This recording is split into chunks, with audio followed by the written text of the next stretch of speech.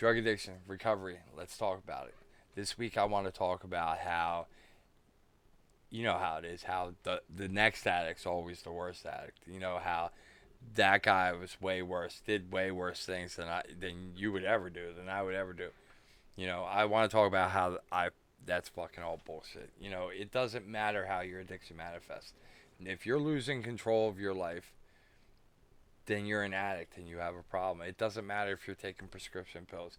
It doesn't matter if you're shooting heroin. You're not fucking better because you pop perks than if someone's shooting heroin. It's not.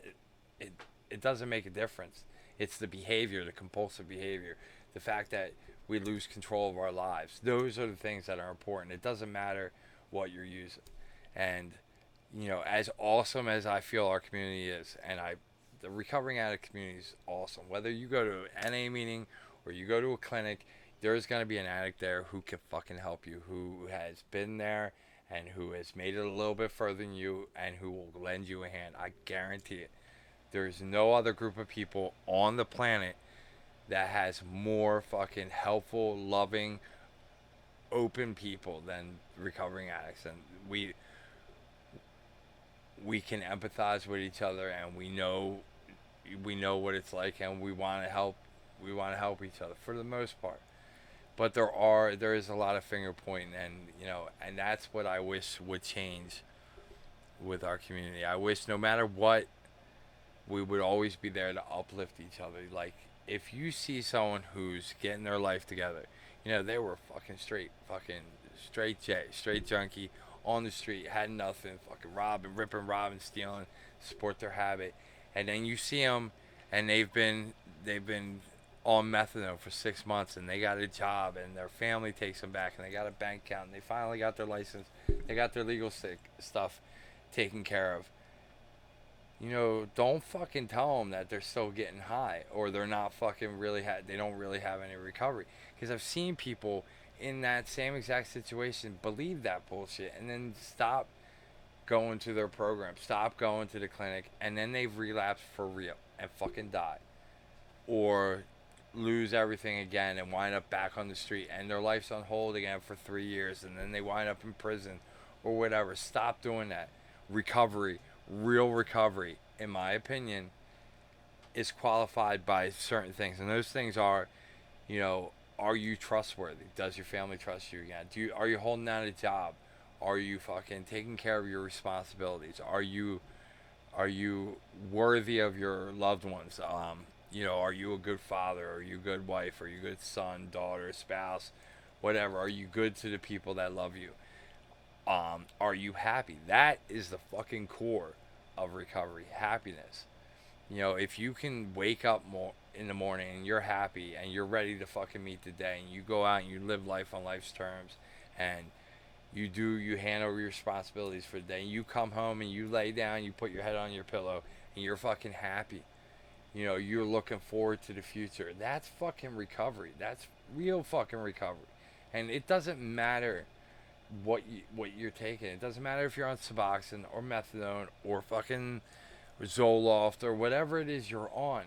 Just like your addiction can manifest with different drugs and it can manifest differently, your recovery might manifest differently. If you went through 12 steps and that's how you got clean, that's fucking awesome. That's a gift from God, and I'm happy, and nobody could ever take that from you. But if the next person gets their life together and is on methadone, don't fucking take that from them, because not everybody's the same. Because if you really look into the science, when you abuse opiates for a long time, there's chemicals in your brain that stop being produced because the opiates supply them, and not it doesn't always start back up producing them again. It might not. Like, I had to talk with my neurologist when I had a big fall when I was younger, and that's what started my addiction, but with Percocets and stuff. But later on, I have to go see him once a year to have brain scans done to make sure that. Anyway, that's not important. But like, he told me that sometimes the brain doesn't repair itself when you've abused opiates for a while, and you need something to keep you going. You need a little bit to to let your brain be healthy. Your brain does recover when it's not necessarily the fact that opiates, any opiate, destroys your brain. It's the ups and down and the yo-yo and the stringing, the fucking pulling on your emotions. You're up, you're down, you're sick, you're not sick. That's fucking what really destroys us. I'm not saying fucking opiates are fucking healthy for you, but that the up and down, even with any drug, I mean, like coke will damage your body, but the real damage, in my opinion, is the psychological damage from that up and down, that fucking that the we've all been on a run. You know how it is. You don't have sleep. You're not eating right. You're up and you're down. You feel sick. You feel better. That shit fucking destroys your psyche, and that's hard to recover from. But anyway, I'm fucking rambling. I'm all over the place, and which doesn't matter because I'm the only one that watches these videos. So, but yeah, like stop. If you do watch this and you're out there and you think people that are on methadone are still fucking getting high, take.